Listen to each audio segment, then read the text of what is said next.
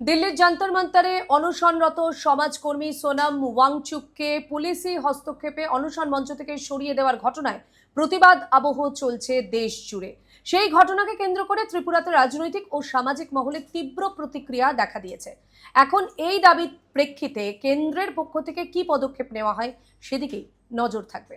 দিল্লির যন্তর মন্তর অনশনরত সমাজকর্মী সোনাম ওয়াংচুককে পুলিশি হস্তক্ষেপে অনশন মঞ্চ থেকে সরিয়ে দেওয়ার ঘটনায় দেশ জুড়ে প্রতিবাদের আবহ। একই সঙ্গে কেন্দ্রীয় শিক্ষামন্ত্রী ধর্মেন্দ্র প্রধানের পদত্যাগের দাবিও জোরালো হচ্ছে। এরই প্রতিবাদে এবার ত্রিপুরার রাজধানী আগরতলায় বিক্ষোভে সামিল হল জেনজি। ঘটনায় ক্ষোভ প্রকাশ করে বৃহস্পতিবার আগরতলার সার্কিট হাউস সংলগ্ন গান্ধী মূর্তির পদদেশে বিক্ষোভের কর্মসূচির আয়োজন করে তারা। এদিন সংগঠনের সদস্যরা বিভিন্ন দাবি সংবলিত প্লাকার্ড ও ব্যানার হাতে নিয়ে প্রতিবাদে সামিল হন। তারা এই ঘটনাকে গণতান্ত্রিক অধিকার ও শান্তিপূর্ণ আন্দোলনের উপরে আঘাত বলে দাবি করেন।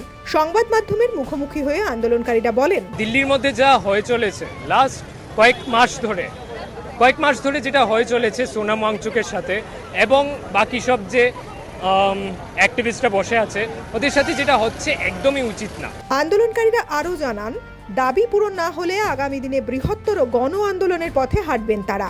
আমাদেরকে তো এফেক্ট করছে, আমাদের ফিউচার খতরে মে হ্যাঁ। আমরা না বিশ্বাস করতে পারছি যে ফিউচারে আমাদের কি হবে। আমরা আজকে নিট দিলে ঠিক নেই যে কলেজ পাবো কি পাবো না, এদিকে মানুষ টাকা দিয়ে ইজিলি কলেজ পেয়ে ফেলছে। এটা তো টোটাল কারাপশন চলছে। এই আন্দোলনের শান্তিপূর্ণ পরিবেশ বজায় রাখতে আন্দোলন স্থলে ছিল পুলিশের কড়া নিরাপত্তা।